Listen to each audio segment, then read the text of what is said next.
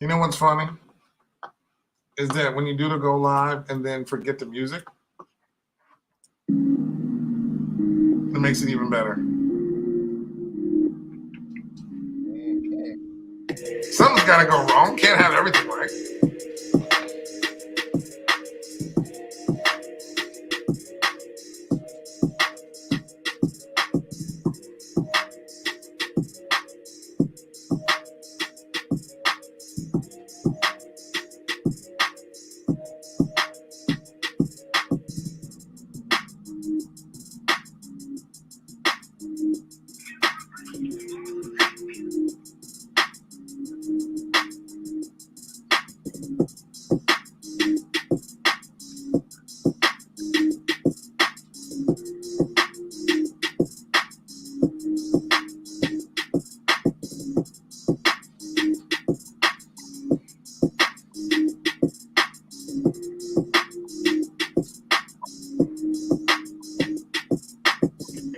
Here on a Saturday, NYMD podcast, Kevin Hurt, Brian Sherrod, whole bunch of things. We got to talk about money, got to talk about suspensions and fines.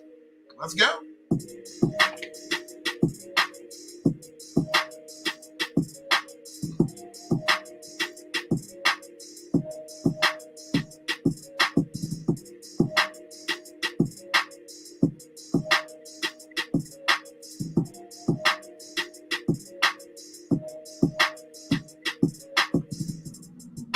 Oh, man. Welcome on into this fine Saturday morning, NYMD podcast. Your host, Kevin Hurt, Brian Sherrod, coming from the wonderful southern state of Maryland. What's going on, Pete? Not much, man. It's kind of like we already had a show before the show, man. Dude, if you really think about it. Listen, as soon as the words Lisbon and Morocco come up in a conversation, they just go sideways from there. So we went from Lisbon to Morocco to Harley Quinn. So this is why we have this show, because we spent so much time talking during the week about everything that we might as well just put it in the show. Exactly. Yeah, so Lisbon to Harley. I mean, it's just where we started off from, man. Aruba to Bain, right?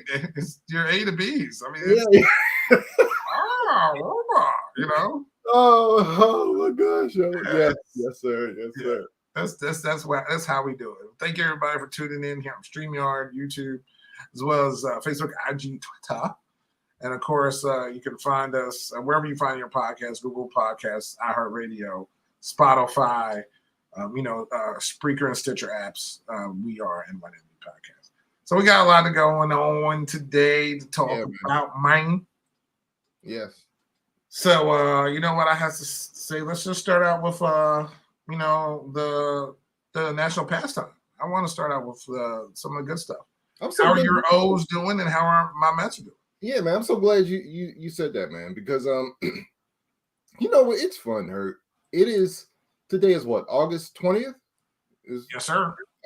It is August 20th, and the Orioles are in playoff contention, Hurt. The Orioles are in playoff contention. And say that one more time, just for the Orioles. The Baltimore Orioles are in playoff contention. And Hurt, you see, I'm all decked out with my Orioles stuff today. Oh yeah. I'm so excited about the Orioles, Hurt. I've put football on the back burner. Like, I'm excited about football, kinda. Yeah. But I'm like just in baseball mode. Like, I'm so into the Orioles right now, Hurt. Like, well, I'm like fantasy. I'm forgetting all about fantasy football. Not to interrupt you, but the Orioles did play a football game last night, so there's that. Yo, you are so right. Oh my god, them and the Patriots last night. Good, but all those field goals. I mean. Yeah, yo, it was crazy, man. The Orioles. Well, let's talk about the Orioles real quick. Let's talk about last night, because the last couple of days have not been good. First of all, the Orioles in a spot now where they're playing a lot of teams that are above them in the playoff race. We played Toronto. We won the first two games in Toronto, but we lost the last game. Then we came home and we played the Cubs, lost 3-2, a close game. We should have won that one. So now we're playing Boston, who's behind us. But the thing is, if we don't win these games against them, they could skip over us. So we started off strong last night, Hurt. We were losing 2-0, but hey, guess what? Jorge Mateo came up, 3-run homer. Then we scored some more runs in the fourth and fifth innings. Had a 10-4 lead, but our bullpen gave up that lead very quickly. It was 10-9. We came back the next inning, scored 5 more runs, kicked 2 more field goals. Exactly. Won 15-10. At the time of that score, when I looked, you guys had a higher score than the Patriots-Panthers game, which was 13-10 at the time. And I think it was Packers, or maybe it was some other game that was 13-10. And I'm like, what's going on? You scored more than these other 2 football games. So, yeah, Boston, man, that pitching stinks. Well, that's why they are where they are. They're terrible. Yeah. That's good. But the cool thing is the teams ahead of you, especially one specific team, is floundering currently. And they're on a up and down, mostly down trend. And I know their fan base is, a little bit worried about the performance of that team because they were basically the best team in baseball for most of the season. And now, they're like 2-8 in their last 10 games. Yeah. So now their lead has gone down. 2-8 in their last 10 games, but if you go back even further, I'm sure that their win-loss record is way worse than that. Yeah. So let me tell you something about the Yankees. A couple things. First of all, of course I've been rooting against them all season, except for the past 2 weeks. Yeah, right. These past 2 weeks, I've been Yankees fan. I needed them to beat Toronto. I needed them to beat the Rays. I needed them to beat the Mariners. And they've come up short, man. And they didn't. They're getting shut out. They're just not doing it. And it's just like, dang, when I want the Yankees to freaking win, they can't even do that. But here's the thing. I said this, it's funny. I was talking to Nate, my son. And who's now a baseball aficionado. Yeah, which is so cool, man. I'm so loving this because he's always been into baseball, but now he's like super. He's into baseball. I mean, we have conversations about him in the background talking facts about that guy in Los Angeles, that Trout, and speaking truths. I love it. Yeah, but no, I was telling him at the All-Star break, I was like, let me tell you something, because we had just played the Yankees a couple series. I was like, I'm not that scared of the Yankees. I was like, once you get past Aaron Judge, there's no one in that lineup that super, super scares you. Like, they have good players.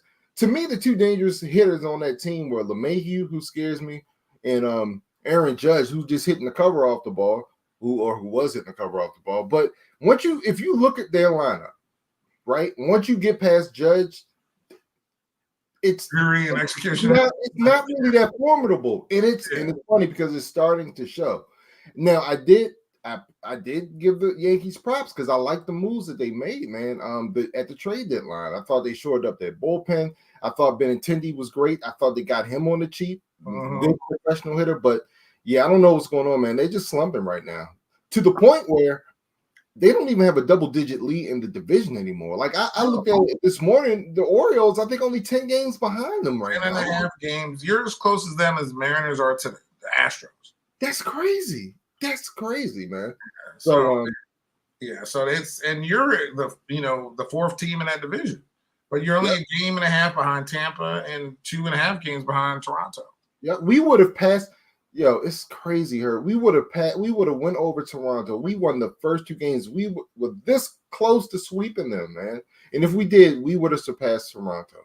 But we lost 2 games. But that's okay. We got to take advantage of this game, man. We gotta. Hopefully, we just got to at least win the series with the Red Sox. We got to at least win the series. But tell me about your Mets, man. How your Mets doing? Yeah, my Mets, we struggled this week. We had a 4-game set against the Braves. We lost 3 of those. Oh. So wait a minute, real quick. So how far back are the Braves now? 3.5. Ooh. So, which was fine because they were close. They were like 1 half game at first, and then we beat them 4 out of 5 in New York, and now we lost 3 out of 4 to them. But that's how it's going to go all season. Do you have a lot more series, a lot more games left on them for the rest of the season? Not too many. Okay. We still have a lot of division left now. We're facing the Phillies. I think for 4 games, then we play the Yankees for 2 games. So hopefully the Yankees are still swooning at that time, and we can get a win from them as well. Okay. But the Braves are playing the Astros, and they beat the Astros. Like, Braves are, again, the thing about the Braves are they go on these runs. They're 9-1 in their last 10. So remember before it was like a 15-game winning streak, and they go on these streaks. Yeah. So the thing is, for the Mets, luckily, we've just been consistent. Yeah, we lost 3 out of 4 to them, but then we'll beat the Phillies, we'll beat the Marlins, we'll beat the Nationals, we'll beat the Cardinals. You know what I mean? But they don't really lose. So it's just being consistent. So like I said, we have rebounded. We beat the Phillies last night, and like I said, we got I think a doubleheader today and a game tomorrow. I think Monday and Tuesday is we play the Yankees. Okay. So yeah, best team in baseball, unfortunately, still the Dodgers. They got their only team with over 80 wins. They have 82. 18-game lead over second place Padres. So they're just cruising along. So I mean, they're basically just, I would say they chalked up the division already. So they're going to the playoffs. So they're just showing up everything. They did lose. God, what is that pitcher's name? What's that second best pitcher? Scherzer. No, I'm talking about the Dodgers. Oh, Bailey? Bueller. I think Bueller's gone for the season. Oh, I didn't realize it was for the season. Yeah, I think he has an arm issue. Yeah, he's having season-ending surgery. So that definitely doesn't help them when it comes to playoff time. During the regular season, I think they're fine. But yeah, Bueller being out really hurts them. So, when they go deep into the playoffs, so that's the one big thing that comes from that. But yeah, my Mets doing fine. As long as we get past this series with Philadelphia and we win more against them and the Yankees, I think we'll be fine. Okay. Yeah, but it's cool. Like I said, it's still cool seeing the Orioles winning and doing well. And just in seeing Camden Yards, with a bunch of people down there. So that's pretty cool. Like I said, it's cool seeing that. Pete Alonso did hit his 30th home run last night. Wow. Got his 100 RBIs. So the Polar Bears really putting it on this season. So when everybody was panicking and all this other stuff and going crazy, it's like, just calm down, people. It's a whole season. It's a whole season. So we'll see. Doubleheader today, so we'll see how we do. Okay. All right, man. Well, let's stay in baseball. I have a couple of baseball questions for you. And the first one's about Tony La Russa. I have no idea, but go ahead. Yeah, so Tony La Russa did it again last night. They were playing the Guardians. They were losing 5-2. It might have been like the 6th or 7th inning. 2 outs, runner on third and second. I forgot who was up to bat.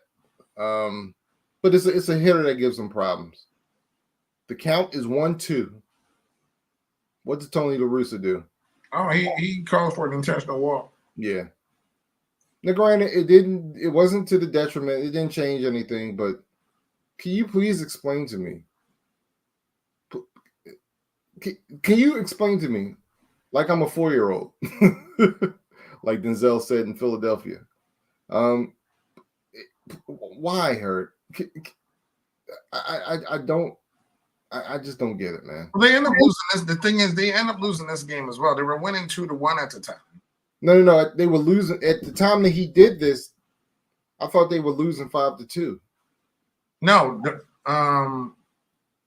no, they were already. Hold on, let me see. Yeah, it was already 5-2. That they were down. Right, they were losing 5-2. First base open with 2 outs. He called for the intentional walk. But can you please explain to me why? I can't. I don't get it, dude. You're up 1-2 in the count. My thing is, yeah, but this one worked, right? Right, that's what I'm saying. It didn't hurt them. Yeah. But I feel like you're trying to outthink the room. Yeah. Like I get like put it like this: it's 1-2. Your pitcher's doing a good job. If you decide to call, hey, pitch to him, but don't pitch. Make sure he chases something and not put something in the zone, and you get to 3-2. I'm like, I might be if 3-2 because I don't want to give this guy anything over the plate. Then I may just like, you know what, just walk it at 3-2. But 1-2, let me give my pitcher 2 chances to get the guy out. Right. At least. You know what I mean? Right. If you're going to put him on base, just throw something. Because as a pitcher, I feel like, what am I doing out here? Right. I got this guy in the hole. And then you're like, oh, walk him. Like, what am I doing? What am I doing? Like I said, at this time, this didn't come back to hurt him. But it's still just the idea of it just doesn't make sense. Right. Either do it at the beginning of the bat or don't do it at all. Yeah. It just. Yeah. But 1-2, when I'm out here working my butt off to get this guy out, you're like, oh, give him first base. Then I get replaced. So then they pinch hit for somebody, and that pitcher gets taken out. So his last act was an intentional walk after going 1-2 on a guy. So then I would be like, yo, this dude's got to go. But I don't think La Russa's going to last past the season. No, man. I just don't like that, man. It just shows such a lack of faith in your pitcher, man. It just doesn't make sense. And it doesn't make sense. Not when you're up 1-2 in the count. All right. It's not just me. No, okay. How could it be? It's just him, honestly. Not just you. No, it's just him. Yeah. All right. Second question I have. And I know you don't like this team, but no, not at all. Albert Pujols, man, seems like he's gotten new life, man, since he's gone back to St. Louis. And I think it's kind of cool, man. St. Louis is, I believe they're in contention for a playoff spot too. Well, yeah, they're winning their division right now. Yeah, and Pujols is heating up a little bit. So Pujols, man, I was looking at it. He's up to like 690 home runs, I believe. After a grand slam. Yeah, dude. So 2-part question: Is he going to beat A-Rod? Is he going to surpass A-Rod? And B, will he get to 700? I don't even know what A-Rod is. What's A-Rod? I think he's at 396, maybe. Oh, you mean 696? 696. Sorry. I'm gonna say no. So he's not going to surpass A-Rod. No. Right. I mean, again, he is on seem like a little hot streak. He doesn't play every day, so it's not like he. Yeah, that's good. You know what I'm saying? And so it's a little bit different. Like I said, it's hard for me to talk about this team because as much as I dislike Yadier Molina and Adam Marie, right?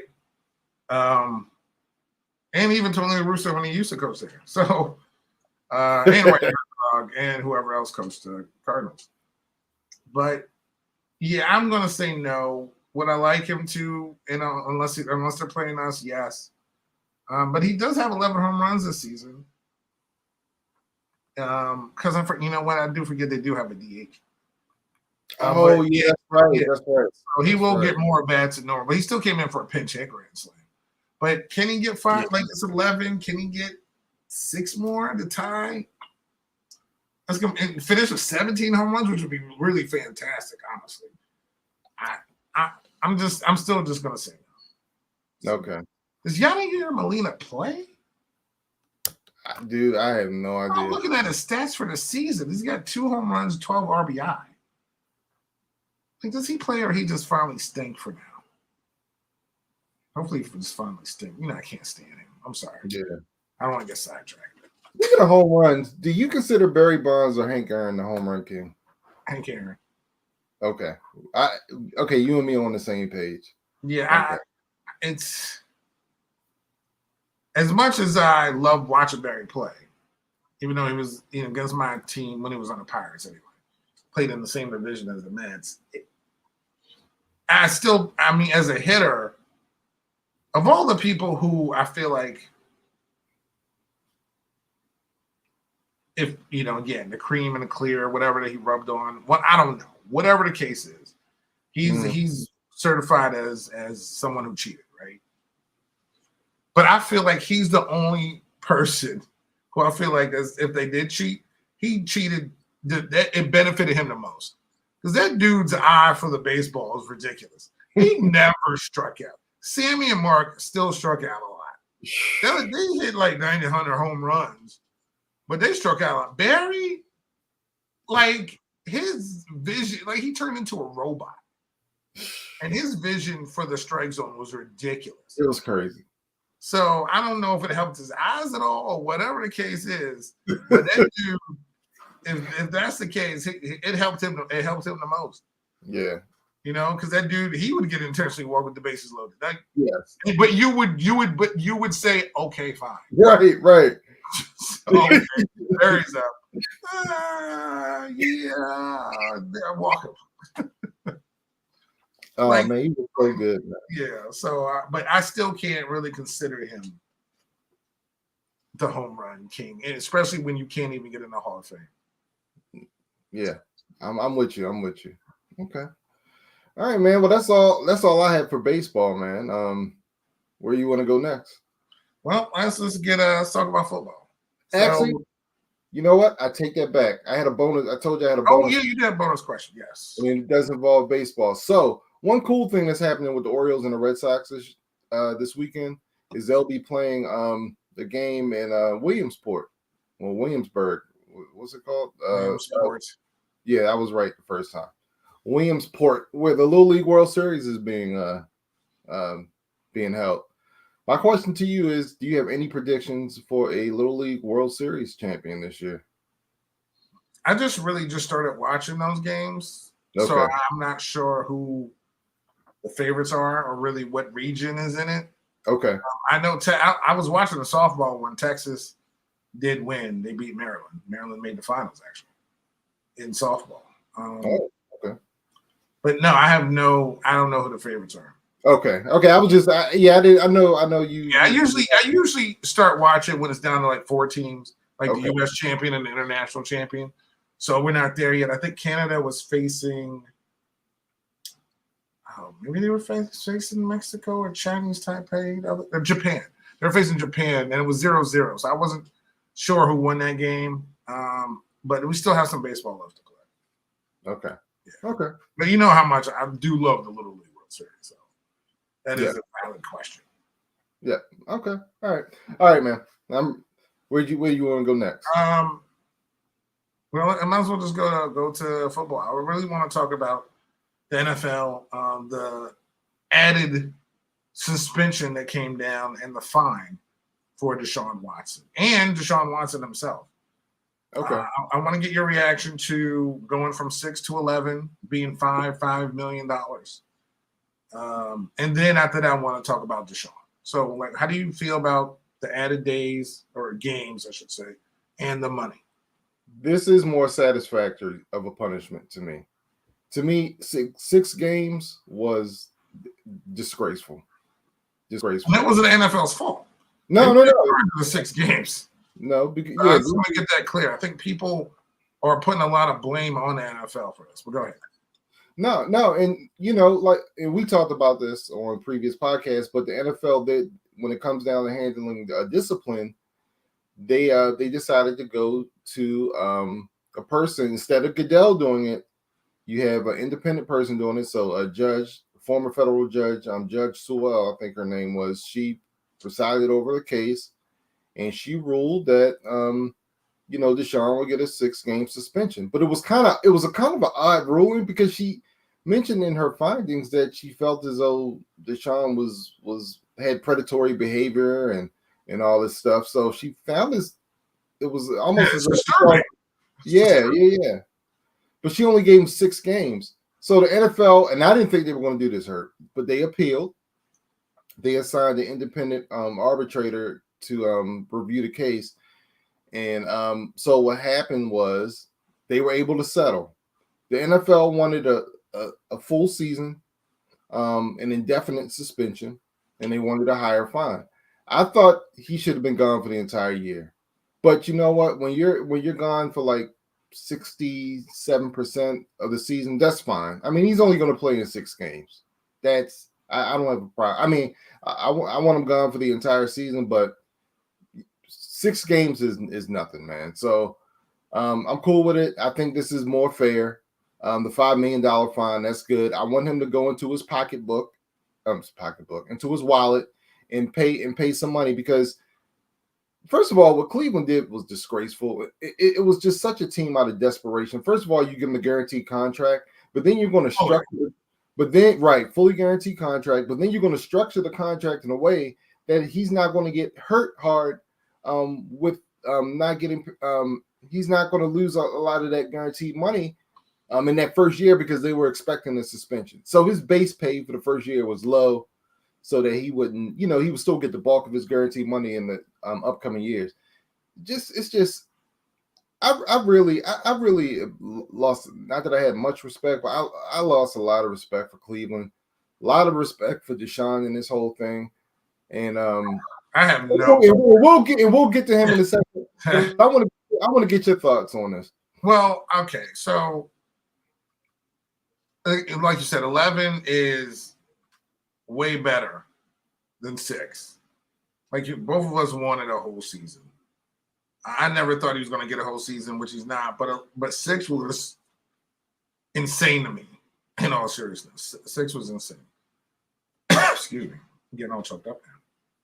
But 11 is better. I'm glad he has to pay some money out of his pocket. I think people are coming after the NFL. I was seeing like, they missed the whole boat on this. But I was like, the thing is that they didn't miss the boat. They wanted worse. They wanted to go further. But there's only certain things that they can do with the NFLPA and the rules involved, so on and so forth. Because in the past, sometimes I feel like they gave people suspensions that weren't warranted. You know what I mean? For whatever the crime or whatever you say committed. You know what I'm saying? Right. But this is the NFL where people get upset over, the deflate gates and people getting suspended and Sean Payton missing the whole season. But this is also the league that's getting Josh Gordon 9,247 chances. Right.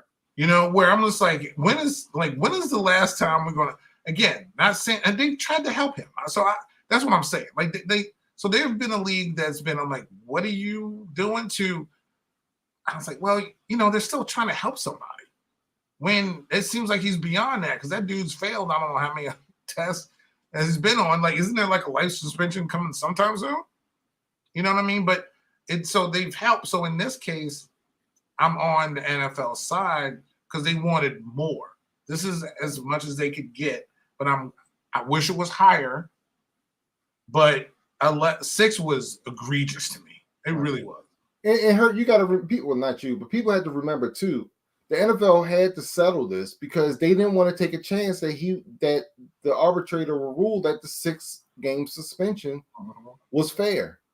They didn't want to take that chance, so they settled with 5 more games, which is the thing you do. Because you don't want the guy to come back and say no, the ruling was fair. No, so you got to get more games. It's not a full season, but it's most of the season, so that's why they had to do that. Now let's talk about Deshaun. Okay. Now I'm gonna let you say what you're gonna say, but I'm gonna tell you right now. I'm sorry. No, say what you had to say. We'll talk. No, real quick before we get in there, you were talking about Cleveland. Like you lost respect for Cleveland. I feel like if it wasn't Cleveland, it would have been somebody else. It just happened to be Cleveland. I just feel like Cleveland was waiting, or any team, maybe they were just the first one, for any window to open in order to get him. But I really do feel like other teams would have been Cleveland. Oh, yeah. Again, just going into Deshaun, I have negative, not zero, negative respect for him as a person, a human being, whatever he is, to be so aloof of this situation where he claims whatever he feels like is, and hearing just some of the details from everything. and you thinking everything's okay, that means you still have a freaking problem. I mean, something's wrong with you. Like, something's wrong with you. And for him to just, I don't even want to say play dumb, but to be like, well, I don't even know what I did, really. Like, because honestly, it seems like his team's still like, why are we even suspended? You know, I'm innocent. I settled all these cases. You settled all these cases because you did something wrong. You shouldn't have cases in the first place. You don't have cases unless something happened. Period. I mean, come on. It's like getting into a bar fight. You punch out 5 people, and you're like, well, you know, yeah, okay, maybe they may have provoked something, but you punched out 5 people and they're suing you. You punched out 5 people. You can say you didn't do no wrong, but you're the one who started. He's the one that started all this. Right. Anything. So you just went around randomly punched 5 people in the bar, and you're asking like, what did I do wrong? Bar fights happen all the time. No, but people just don't get randomly blindsided for no reason. And this, I just when again, you know, I'm not a fan of your team at all. But when you guys play him, I swear I want somebody to knock the snot out of him. I don't even know if y'all play him. I don't know the schedule. Yeah, we're gonna play him. Just remarkably, the schedule dictates when he comes back. He plays the Texans. Yeah, but I will be rooting for you guys. I will be rooting for Pittsburgh. I'll be rooting for Cincinnati. I'll be rooting for whoever's on the schedule against him. The dude who was at Clemson to me is not this dude. I don't know who this guy is. Yeah. I saw him at Clemson. I'm an ACC guy. We play Clemson all the time to Shore. I thought I knew who he was. That guy and this guy are 2 totally different people, unless it's something that was at Clemson that people didn't know about. But I mean, things get out on college campuses pretty quickly, especially at big schools. I don't know who this guy is. I don't like this guy. And I honestly wish he wasn't a quarterback in the NFL. Yeah, I'm with you. That being said, I'm going to defend him. I'm going to beat him up, but I'm going to defend him. So in one aspect, so he released a statement, right? A written statement before the suspension came down last week, and I think this was after the game that he played in. But he basically, he said he's remorseful, saying he's trying to be a better person, but he was showing remorse. But then after the suspension come out, I think they had a press conference or whatever, and he was maintaining his innocence. He said he was innocent. He was maintaining. I'm innocent, and he kept maintaining his innocence. And then I was like, damn, why did he do this? Then it occurred to me, I have a problem with it, but from a legal standpoint, I understand why he's saying that, because he still has there's one case he didn't settle. There's still one civil case out there he did not settle. So I think he's maintaining his innocence because that case is still hanging out there. Because I couldn't understand for the life of me why he flip-flopped. So I'm going to give him a slight defense on that. But what I don't like, he says he maintains his innocence, and he says he never disrespected any woman. That's the problem I have heard, because at the very least, right? At the very least, we know he disrespected these women. Okay? Now you may not be able to charge someone criminally for disrespecting somebody, but we know that he totally disrespected these women at the very least. So don't come out of your mouth saying you didn't do that, because the evidence shows otherwise, man. Don't even make a comment like that. Like I said, I could kind of understand you saying you're maintaining his innocence because you still have one case out there, so you don't want to implicate yourself legally. Okay, fine, but don't say you didn't disrespect those women, man. Don't even say those words out your mouth. That's all. That's all I gotta say about it, man. Do you get what I'm saying?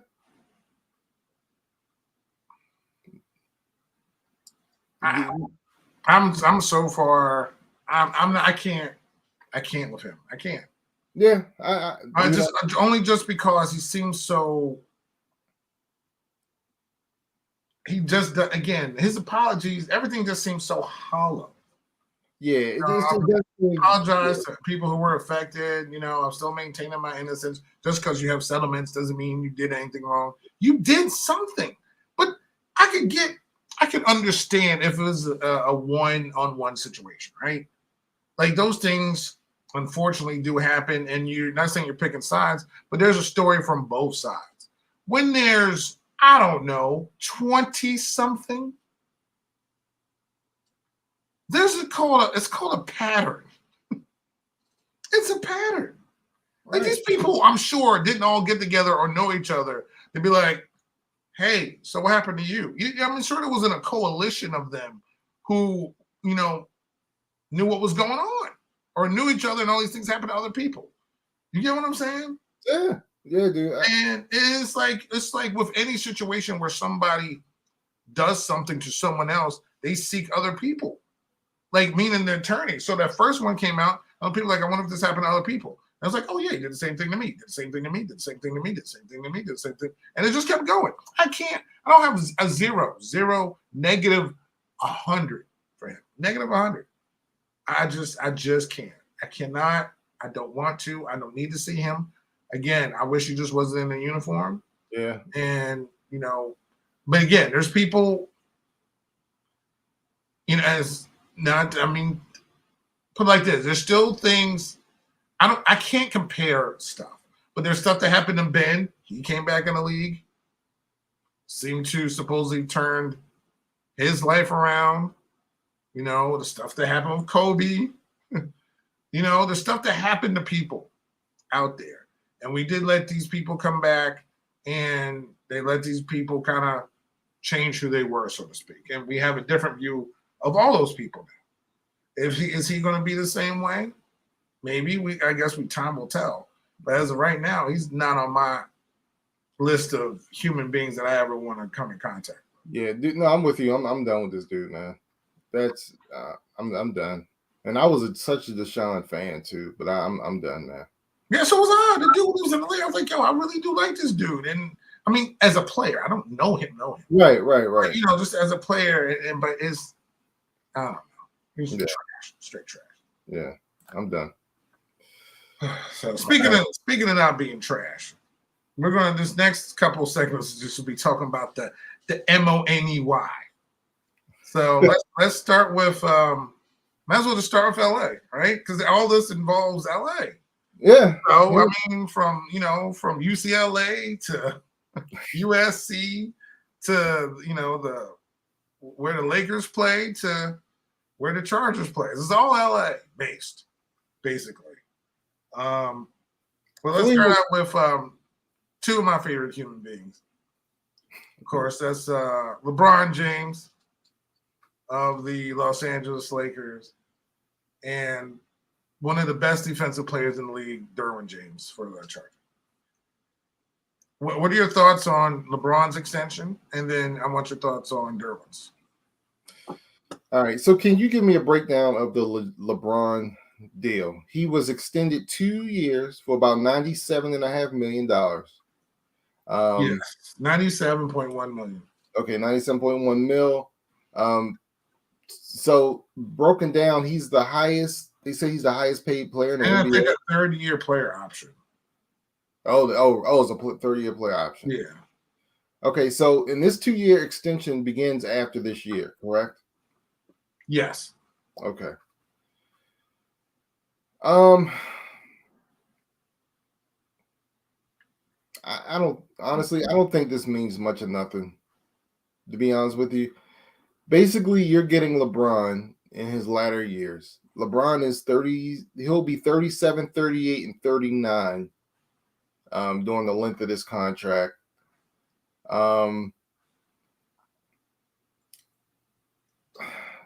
Basically, you're banking on him, you're banking on AD, and I guess you're banking on some other players coming to the Lakers to try to bring them a championship one more time. Why not? Why not go for it? I mean, you had two options. You could just let him walk. You could try to trade him, but what are you really going to get back for LeBron James? You can't trade KD right now. You cannot trade LeBron. Yeah. So, I mean, I don't mind it. Yeah. The only question I have is how productive is LeBron going to be, in his late 30s? Now, granted, he's shown to be very productive in his mid to upper 30s now. I mean, he's still a dominant force in the NBA. So, I don't know. I mean, it is what it is. It's LeBron James. He deserves to be the highest paid. Absolutely. I don't, just rolling the dice. Like I said, it's just all about production, man. Which he wasn't on his team last year. Let's just get that straight. Yeah. He's not the highest paid player on his team. Right. It seems like he's never been the highest paid player on this team. Yeah, I mean, from a lot of cases, he hasn't. Now, some, like, of course, Skip Bayless and others want to say, how come he didn't take a friendlier team deal, which I feel like he's done in Cleveland a lot. Give me a break. See, this is the problem I had with Skip Bayless. That's such a poor take. That's an awful take. Well, that's how he feels because, Tim Duncan had a team-friendly deal. Maybe Michael had a team-friendly deal. Those are two people that he loves. So you know how much he despises LeBron. If you remember Michael in his latter years, Michael said, F that, I'm getting my $30 million a year. I mean, he got paid extraordinary money in his final year. But I think for LeBron, for the most of his career, has not gotten as much as he could have. Exactly. He deserves it. He's freaking LeBron James. And the thing with this deal, as long as he's been in the league, he just surpassed Kevin Durant as the the highest earning player in NBA history. So KD, was the highest earning player in NBA history until LeBron did this. Okay. And we all know KD will go get his money. So let LeBron get his money. And again, what does this do for the team? I don't care what LeBron signs for this team. This team has not been well put together for the past couple of seasons. They let some people go. I think they've kind of been, I'll say mismanaged, but they haven't gotten the other players surround them. And just the play of Anthony Davis he's been injured. So it hasn't even been at the level that they were a couple of years ago when they, played in the bubble. Like AD's, to me, not the same player. So I think LeBron's been LeBron, be honest. He was been a little bit banged up, but AD is the person that, to me, he's the younger player. He needs to step up and do more. But does this, even if he didn't sign this and he signed a lesser contract, what is that? Who are they picking up? What are they doing? What room does it save to get whomever? They have no assets in the first place. So it really doesn't matter how much he signed for. So, good for him. Glad he signed that money. Because, to me, if you want to count guaranteed, I feel like he should be higher paid than KD. KD deserves his money, but, LeBron's LeBron. Okay. But good for him. Now, the second part of my question to you about this LeBron James deal, is this really a 2-for-1 deal, Hurt? Will the Lakers fulfill LeBron's wish of having him play with his son, Bronny James, in the NBA together? Well, how can you can't guarantee that. But that's why I feel like the third-year player option is for that. Yeah. Because I don't even know how. I think he's eligible to go to college in a year or two. I don't even know. I honestly don't follow it because I honestly don't care. I'm not gonna lie. As bad as it sounds, I'm glad his kids are happy and are cool. I don't care where they go. I really don't. So, but that's what I'm guessing the player option is for. Now, they can't sit there and guarantee we're going to draft Bronny because you don't know if he's that good, number one, if he's going to get drafted. Right. And two, if he is that good and the Lakers probably won't have the number one pick or 2, 3, 4, or 5, and he gets that high, those teams will draft him. Bronny James. So there you have it. So no, I don't think this. I think the player option is what it's for. Okay. That third season, because that thing maybe he's eligible to be in the NBA, and then he would want to see how that works. Like I said, it's a cool dream to have. To sit there, I really like his interaction with his kids, like your interaction with yours, my interaction with mine. It's like I was while we're at Myrtle Beach. It was funny. Sophie went on this ride called the Beast. And I told her, I was like, it's more nerve-wracking seeing you on a roller coaster than me being on a roller coaster. And she was like, why? And I'm like, it's just a whole different dynamic being a parent. Like all her basketball games when she was playing was 10 times worse than me being at a foul line with the game on the line. It was more nerve-wracking than that, seeing her play.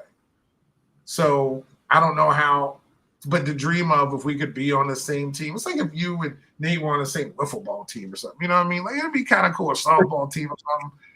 Just imagine just playing with your kid. You know? Yeah. So if he has the ability to do that, more power to him. But do I care about it at all? No. I don't. Really don't. Yeah, same here. Well, let's talk about the other James. Tell me what's going on. Well, Mr. Derwin James, of course, he attended Florida State University, which is, of course, why I care about him so much. Very versatile, 2-time All-Pro. Defensively, signed a 4-year contract with the Los Angeles Chargers for $76.4 million for average annual value of $19.13 million, making him the highest paid safety in NFL history. Good for him.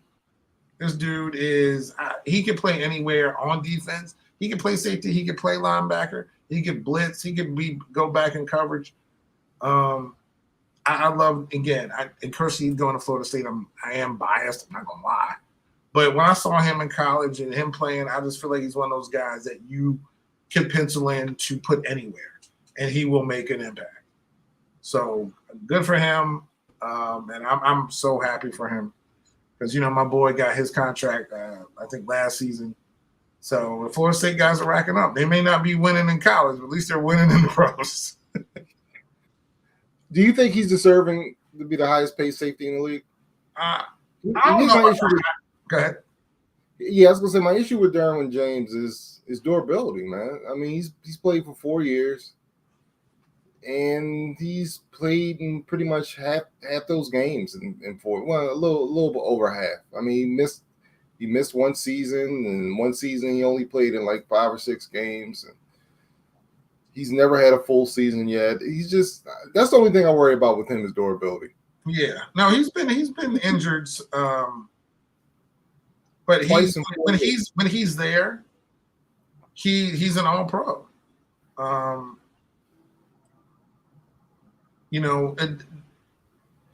He's had 2 major injuries in 4 years. Oh yeah, no, he missed all of 2020. That's what I'm saying. Yeah, he missed all of 2020, but the potential. I don't think he should be. I mean, the NFL contracts are there crazy, as we all know. So, Does he deserve to be the highest paid safety? No. Is that what the market dictates? Okay, fine. But he's electrifying when he's healthy. Yeah. So, he's a great player. I don't think he should be the highest paid. But the way these contracts going, it's like the next contract's always going to be the highest contract. You know what I mean? Yeah. So it's just, that's just how it works. Yeah, I agree. And then one last question, since we're talking about money. It's just a yes or no question. We don't have to spend a lot of time on it. Money. Sorry. I love that, by the way. Ted DiBiase. Yeah, $1 million man. I love that. I love that opening. Yay or nay? Do you think Lamar will be signed before the season? Yes. In all honesty, and I know we're not going to spend too much. We talk about Lamar a lot, but for good reason. In all honesty, if they look at it, I just, I don't even know. You have to pay. You have to. If you let him go into the season, because he's not going to negotiate, since obviously he's looking at he's his own agent, so he needs to look at the next week's game plan. If he plays, like you said, you hope he sits out. I feel like he wouldn't, because this is kind of the guy he is, which is weird in a way. Not saying he's, which people have been like, oh, it's just funny because being an athlete, a high level athlete, and people it's always 50-50 for the most part. You're smart, because you're not giving your money to somebody else, but you're dumb because you're not having anybody do this for you. You can concentrate on football. So then you decide, hey, I'm a guy of integrity, and I'm going to play for this team even though they haven't paid me, and I'm going to do my best for them. Where people are like, this man's sticking out his contract, and he's going for it. Then there's the other half, like, he's stupid. Why would you do that and get yourself hurt? And because they don't care about you, they're going to throw you out with the bathwater, basically. So he needs to get paid now. And if they don't pay him, I do hope he sits out. Yeah, I'm with you. I don't think he's going to. I think he should, because the moment he plays, he loses his leverage. But he could always sit out week 2. Not really. I mean, he could just be like, all right, I got this first game done, I'm out. But that's not, to me, it just feels like that's not him. Yeah, I'm with you. It's not him. But I totally disagree with you. There's no way they're signing this dude before the season. Yo. Really? Yeah. I mean, you know more of the insight than I do. But why? Like, what is it? I don't know what he's asking for. I don't know if he's asking for 55. I don't know. You know what I mean? Or if he's just saying if he wants one penny more than whoever the last quarterback was that signed. You know what I mean? Like, I don't know. So I can't sit here and say I know what he's asking for. But again, if he's saying something crazy like 60, no, that's what I don't know. But it just seems a little egregious. But if he's saying 50, pay the man 50. Just come on. Maybe it's the years. Maybe, he wants like 6 years. And they're like, no, because you're going to get hurt. We want 3. I don't know. I don't know what's separating them. I really don't. Yeah, here's what I think is fair. I would give Lamar Jackson $48 million a year. Well, you can franchise him too. Huh? You can franchise him too. Yeah, but yeah, and maybe that's why he's not worried, because I was looking at the numbers. If you franchise him next year, it's going to be $43 million. The year after that, it's going to be $53 million. So yeah, he's not really missing out. Yeah. If I were the Ravens, I would offer him $48 million, $200 million guaranteed. You're getting that. So basically, you're getting a $240 million contract. I'm going to guarantee $200 million of that. I think that's fair. Well, I feel like whatever he gets, it needs to be more than what Deshaun gets. Or yeah. Like so if it's $231 million guaranteed, I'm guaranteeing whatever, It is what it is. But yeah, they need. I just don't think the Ravens. I don't know, man. I have a funny feeling, they don't want to pay him this much money. But I don't know. I would give Lamar $48 million a year. Just give him $48 million, guarantee $200. I'll give you a guaranteed $200 million, which is essentially $40 million a year. I mean, give him a guaranteed $40 million a year for the next 5 years, man. So anyway, that's what I would do. But hey, it ain't that money. I don't have $240 million. So anyway, all right. I don't have 2 or 4 million. Matter of fact, I'll take part of the 0. Exactly. But speaking of money, because we're all about this whole money thing right now. Your conference, I don't know if did you get the tweet I sent you? Yes. So the Big Ten is leaving ESPN, because a lot of Big Ten games were on ESPN, for Fox, CBS, and NBC, I believe. And they have signed a 10-year deal. 10 years? I thought it was 7 years. I think it was 10. I mean, hold on a second. I thought it was, well, I'll let you talk, but I thought it was something else. Yeah, I mean, it was, so it might be, wait, let me.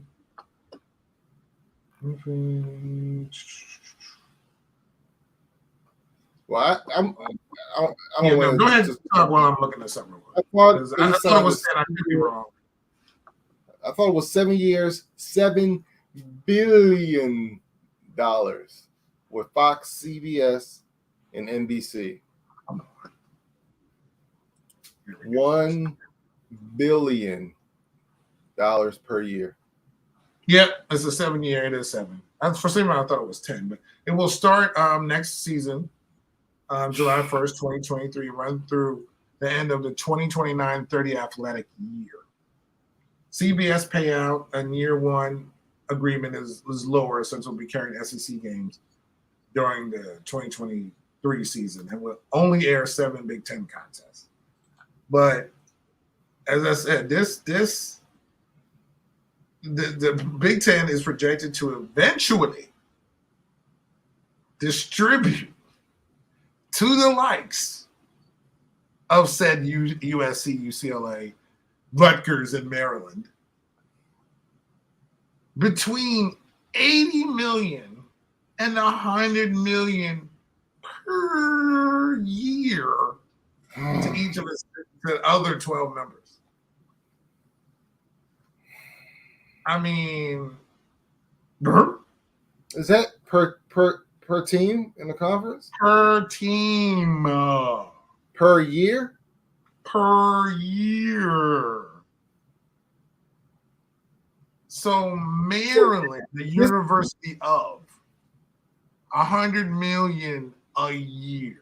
See, this is exactly why I've changed. See, this is why, I say, like, I'll change my opinions with stuff, because I used to be against the players getting paid and, scholarships was enough. Screw that. Pay these freaking players. I'm so glad they got these NIL contracts and stuff. This is man.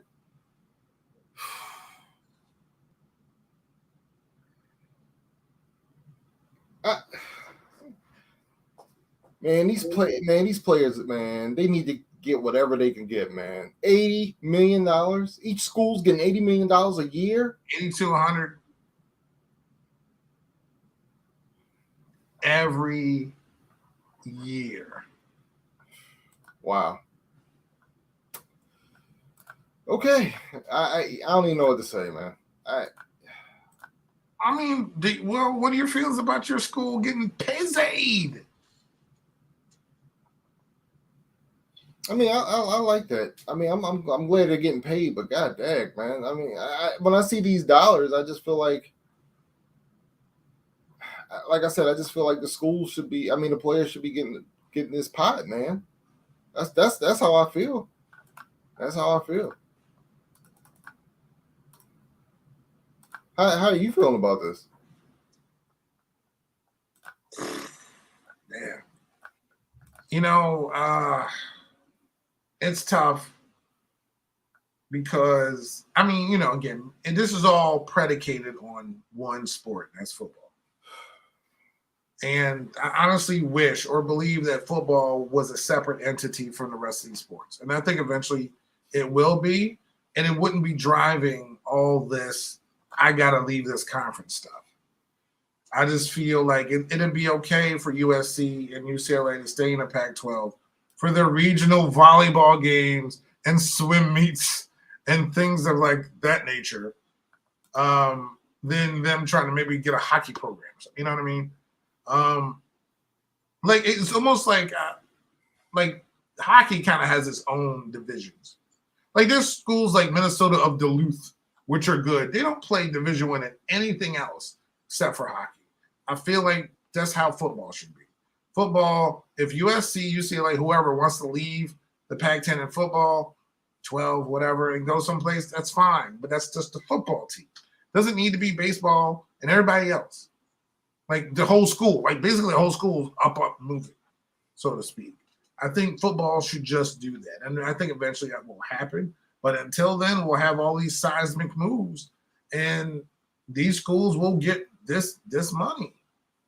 And if it's out there, go get it. And the thing is, one of the things I got to say, congrats to the Big Ten. Congrats to the Big Ten, because at least they saw the landscape before it was happening. They knew the SEC was strong. They knew the ACC was strong. They saw the Pac-12. They knew if we can't be number one, which you can debate on whoever, the national championship-wise, it's obviously the SEC. But if you want to compete with them, we have to do something. And it started out with the small dominoes, but I think they always had a bigger picture than everybody else. And like I said many moons ago when Maryland left, this is something that people need to pay attention to. Like Maryland's not moving because they want to play Illinois in anything. They're not moving because they want to have a rivalry with Indiana because, Gary Williams coach there or something. You know what I'm saying? Like they don't care about playing Northwestern in baseball. They don't. It has nothing to do with anything. They looked at it and said, we're always going to be marginalized here because it's North Carolina centric.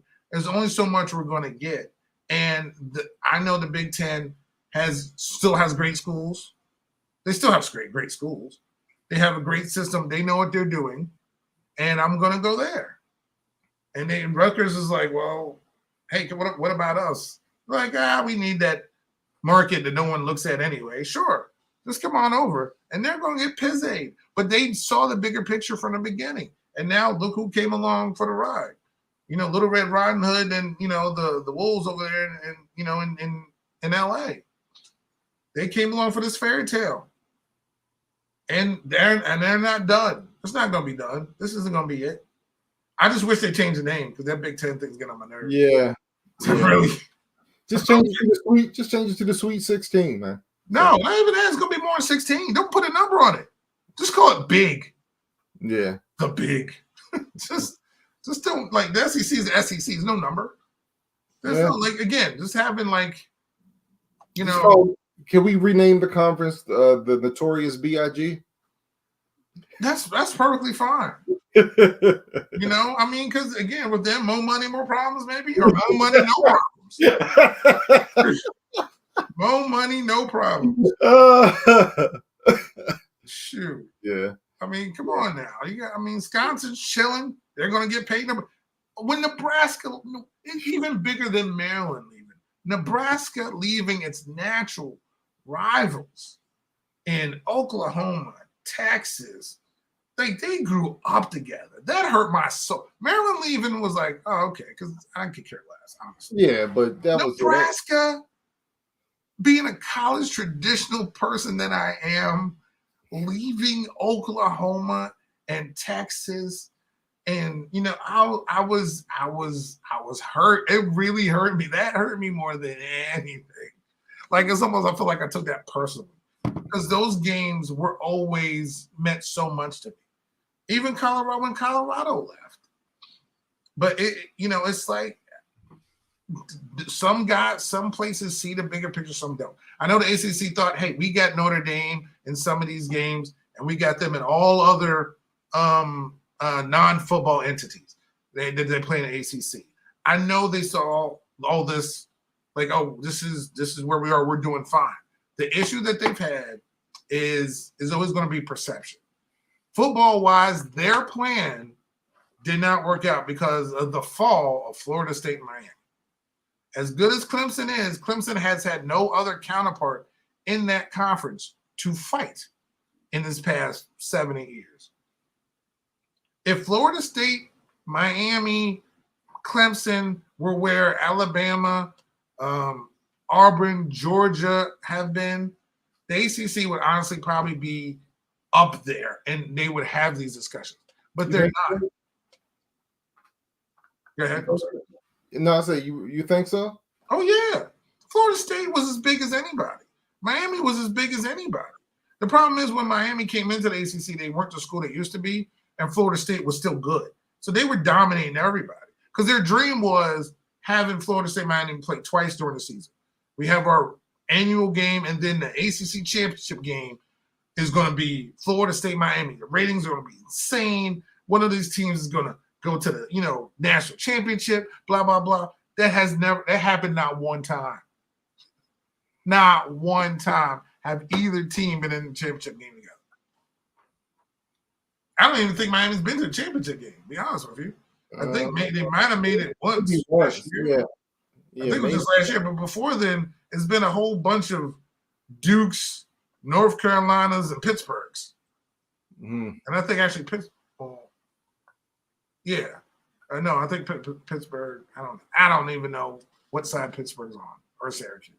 But yeah, I think it's been a whole bunch of that. But you got to think of the cachet that Florida State Miami has had in the past. But they haven't had it. So that has hurt the ACC's perception in football-wise because they only have one team. And if anybody wants to expand, if SEC wants to expand, Clemson makes sense. I mean, South Carolina may be like, well, what about us? Well, we don't care. But Florida has a bigger say. We don't want Florida State or Miami. Go get North Carolina. SEC is not in the state of North Carolina. Why not? It's a brand. NC is a brand. They don't need anyone else from that state to go with them. They're their own brand. So if that's the case, the SEC could just go grab them. Or the Big Ten. Big Ten can be like, North Carolina, because North Carolina fits in the Big Ten. It really does. Like academically, everything else, it looks, acts, and feels like a Big Ten school. Yeah. Man, I'm just so amazed by these numbers, man. When you told me the amount of money that each school's getting per year, wow. Man, that's amazing. But more, like you said, but more power to them, man. More power to the Big Ten. Yeah. I mean, like I said, the biggest dominoes that come up is going to be what's Notre Dame going to do. I think Notre Dame, and if whoever jumps next, but I feel like Notre Dame is going to be a big determination. Obviously, they're not going to the SEC. They only have two options. Yeah. What do you think will happen? It depends. Like if NBC comes back to Notre Dame and says we now have Big Ten football on our channel, because before NBC only had basically they might have the Army Navy game every now and then, but they really just had Notre Dame games. They didn't have anybody else. So now they're going to have Big Ten. They have a Big Ten package. Hey, guess what? We can all be on the same network together, brother. Come on over. You're already here. You're already in the territory. Man. Buy out. We'll help you buy out that long, crazy contract the ACC has, which why no team could leave till like 2035. So we'll see if we can get you out of that, and you come over here. You where you belong anyway. And what's no day gonna be like, well, 100 million. I don't know how much they normally get. I know they get a lot of money. But if I'm NBC negotiating, where else they're gonna go? So now NBC also has negotiating power with Notre Dame instead of Notre Dame having negotiating power with them. Because if Notre Dame leaves, we're gonna be like, well, we got the Big Ten. See ya. Now you don't have your own network, punks. Wow. You can go to ESPN if you want, but ain't gonna pay you as much money as we do if you join the Big Ten. Disney ain't got that. Wow. Well, that mouse ain't gonna pay you. So, yeah, it's interesting. It's crazy. I've gotten past it now. Like I said, Nebraska leaving hurt a lot. It still doesn't fit. It still doesn't fit to this day. You know what? Maryland doesn't fit. Nebraska being in the Big Ten does not feel right. There's there's nothing else in football that feels as wrong as them being there. In all honesty, I still can't get over it. It just doesn't feel right. Then they have a supposed rivalry with Iowa because they're neighboring state. No one cares. Iowa, Nebraska. Oh, it's a rivalry. No, the hell it's not. Maybe over some grain or cornfields. Anyway, well, I can tell like I said, when I saw those numbers, my first thought was, man, yay for you, good for you, your alma mater, man.